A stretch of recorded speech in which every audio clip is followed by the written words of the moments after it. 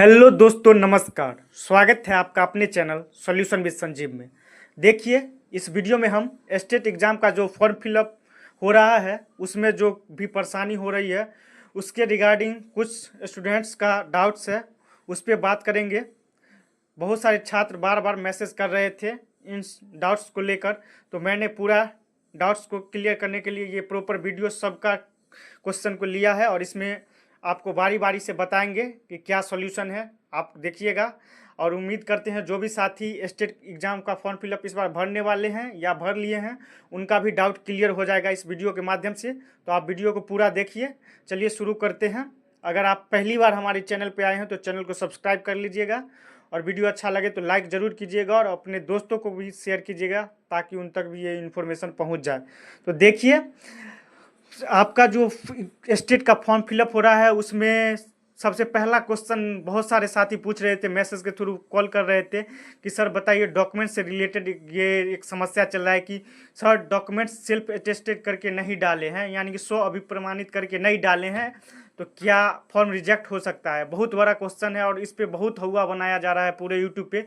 तो बता दें कि जो भी साथी अगर स्टेट एग्ज़ाम का फॉर्म फिलअप किए हैं और ओरिजिनल सर्टिफिकेट या ओरिजिनल जो भी मार्कशीट वगैरह अपलोड कर दिए हैं और उनके मन में चल रहा है कि क्या स्कैन करके सेल्फ अटेस्टेड करके नहीं डाले हैं तो फॉर्म रिजेक्ट हो जाएगा, तो देखिए ऐसा कुछ नहीं है।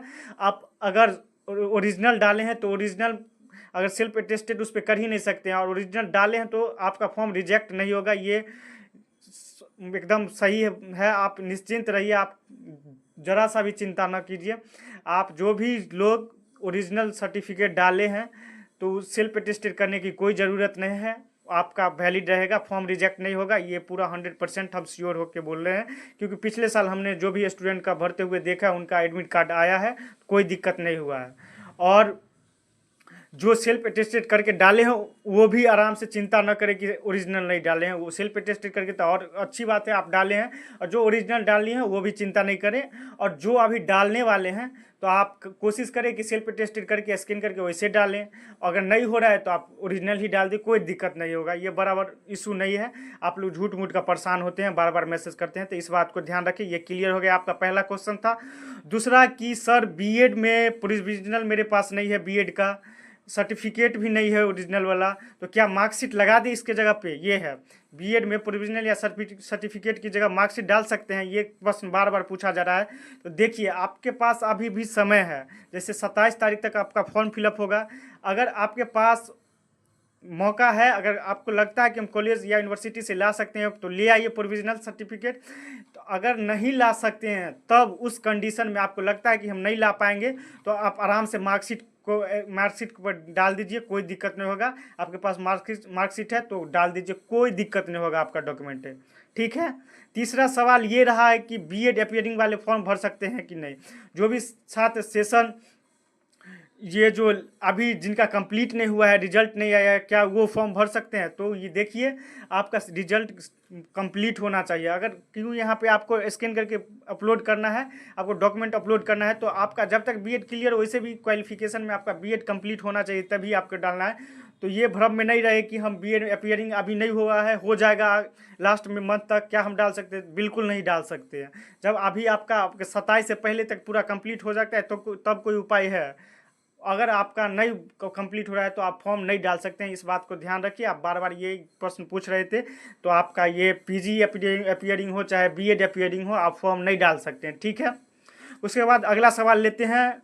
तो अगला सवाल था कि पीजी का रिजल्ट आ गया है लेकिन मार्कशीट नहीं, ऑनलाइन नहीं है, ऑनलाइन रिजल्ट को स्कैन करके अपलोड कर सकते हैं। बहुत बड़ा सवाल है और बार बार स्टूडेंट्स हमसे पूछते हैं बार बार, तो हम उनको बता दें जो भी साथी का पीजी हो चाहे बीएड हो, अगर रिजल्ट मतलब कि आ गया है वैसे और मार्कशीट आपके पास उपलब्ध नहीं है तो इस कंडीशन में आपको तो डालना है, मार्कशीट ही डालना है। अगर उस कंडीशन में आप रिस्क लेना चाहते हैं वैसे आप लीजिए, आपको लगता है थोड़ा कोई दिक्कत नहीं है। आप जो अगर आपके पास रिजल्ट है ऑनलाइन रिजल्ट है, आप मार्कशीट नहीं उपलब्ध है आपके पास, तो आप उसका स्कैन करके 100 भी प्रमाणित करके डाल दीजिए, वैलिड होगा, दिक्कत नहीं होगा। क्योंकि अभी आपका डॉक्यूमेंट वेरिफिकेशन होगा नहीं, आपको बस एग्ज़ाम लिया जा रहा है, तो इसमें कोई दिक्कत नहीं होगा। जिन लोगों को भी लगता है पीजी का हो चाहे बीएड का हो, आपके पास मार्कशीट भी उपलब्ध नहीं है, प्रोविजनल भी उपलब्ध नहीं है, ओरिजिनल सर्टिफिकेट फिर होगा ही नहीं, तो आपको लगता है कि ऑनलाइन जो रिजल्ट आया है तो उसका फोटोकॉपी निकलवाइए, सेल्फ टेस्टेड करिए, 100 भी प्रमाणित करके आप स्कैन करके डाल दीजिए, आपका तब पर भी आपका एडमिट कार्ड आएगा, 100% आएगा, इसका गारंटी हम लेते हैं, कोई दिक्कत नहीं होगा। तो ये डाउट भी आपका क्लियर हो गया। तो ये सब क्वेश्चन आप जिन स्टूडेंट का था आपका क्लियर होगा, और साथ साथ जो भी स्टूडेंट भरने वाले हैं उनका भी डाउट्स क्लियर हो जाएगा, ऐसा उम्मीद करते हैं। अगला क्वेश्चन था कि सर एनसीएल और कास्ट सर्टिफिकेट में से क्या अपलोड करना है। तो देखिए, जो भी साथी अगर फॉर्म डाले होंगे तो वो देखे होंगे वहाँ पे कास्ट सर्टिफिकेट का चर्चा किया गया है, एनसीएल का चर्चा कहीं है ही नहीं, एनसीएल डालना ही नहीं है। तो जो लोग भी अभी नहीं डाले हैं, अगर उनके पास कास्ट सर्टिफिकेट है तो आप निश्चिंत रहिए, कास्ट सर्टिफिकेट डाल दीजिएगा, एनसीएल की कोई ज़रूरत नहीं है। अगर किन्हीं के पास कास्ट सर्टिफिकेट नहीं है और एनसीएल है तो आप एनसीएल डाल दीजिएगा, फिर भी कोई दिक्कत नहीं है उस कंडीशन में। लेकिन ये जो एनसीएल नहीं बनवाए हैं, कास्ट सर्टिफिकेट है, क्या एनसीएल नहीं बना है तो नहीं, तो कोई दिक्कत नहीं, एनसीएल मांगता भी नहीं है, आपको एनसीएल बनवाने के फिलहाल कोई ज़रूरी नहीं है। आप आराम से कास्ट सर्टिफिकेट है तो फॉर्म डाल सकते हैं, अगर कास्ट सर्टिफिकेट नहीं है तो आप एनसीएल वाला भी डाल दीजिए, कोई दिक्कत नहीं है। वहीं पर आपको अवश्य भी साथ में लगेगा, इस बात को भी हमने पहले बताया है बारीकी से। और ये इस तरह से हम कुछ क्वेश्चन जो था स्टूडेंट का इस प्रकार लिया है। और भी कोई साथी का कोई डाउट रह गया हो तो आप कमेंट सेक्शन में लिखिएगा, फिर से हम उनको रिप्लाई कर देंगे या अलग से वीडियो बना देंगे।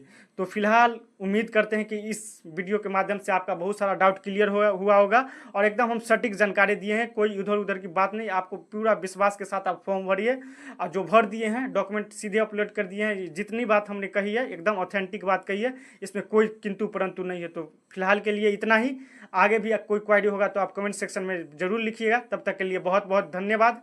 वीडियो अच्छा लगे तो लाइक ज़रूर कीजिएगा और अपने दोस्तों तक भी शेयर कीजिएगा, ताकि ये इन्फॉर्मेशन सभी को मालूम चले। तब तक के लिए बहुत बहुत धन्यवाद।